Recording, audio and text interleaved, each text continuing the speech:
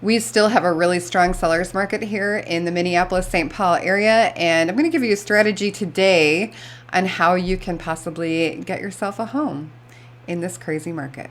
My name is Mary Schumann. I am a realtor here in the Minneapolis area, and I do a lot of market updates trying to keep everyone in the loop as to what is happening here in the real estate market.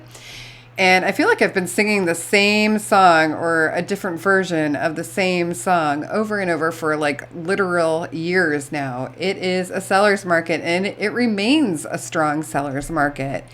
We have a housing shortage that has been exacerbated by 2 years of really low interest rates, which made lots of people move or buy who might otherwise not have done so. And it's also now discouraging people from leaving homes that they have low interest rate mortgages on, who would want to leave it for a higher rate. So if you're trying to find a home and you're not having any luck with existing inventory, you might want to start looking at new construction, and even though that might not be something that you had considered in the past. So the big reason for this is inventory.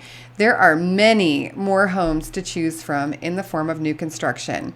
Previously owned homes are really in a pretty severe shortage right now. New construction won't really work for you if you want to purchase a home within the city limits, but if you are suburb bound, especially third ring and further out, you have some really good opportunities with new construction.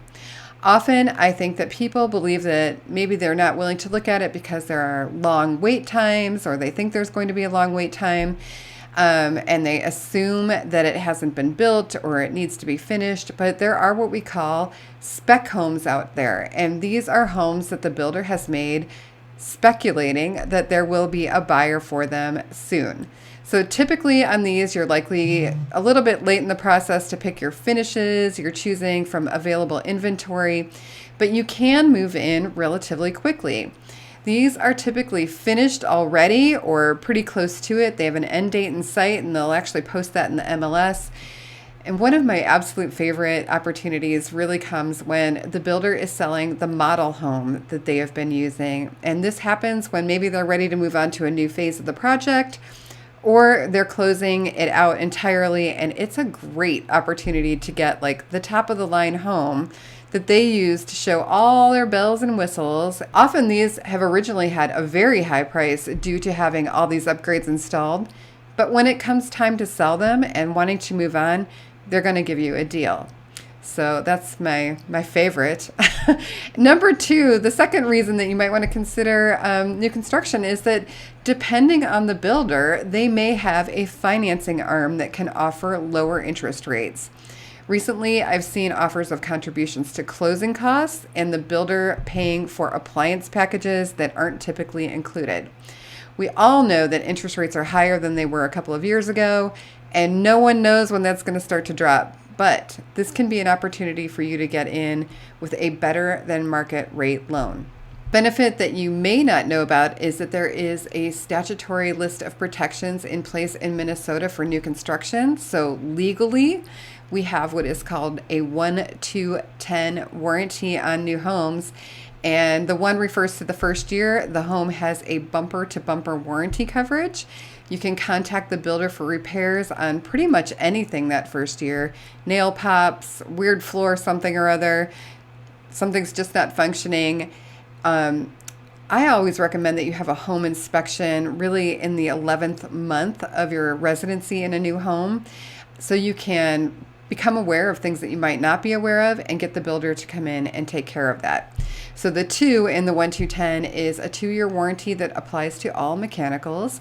And then the 10 is a 10-year warranty that covers anything structural.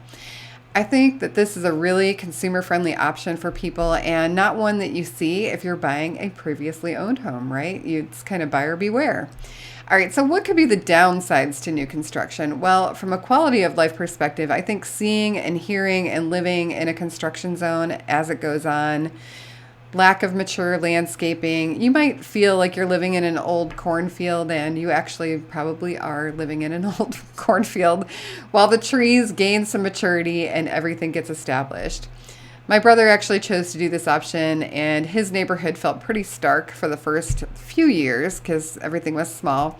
But I visited once and I was really surprised at how beautiful everything looked because the landscaping had suddenly seemed to like reach its maturity.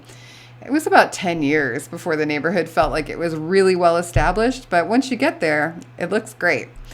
Pricing on new construction is higher than on existing homes typically, and builders are making a lot of higher end homes, although there are still many neighborhoods that are aimed at the more middle of the road purchase.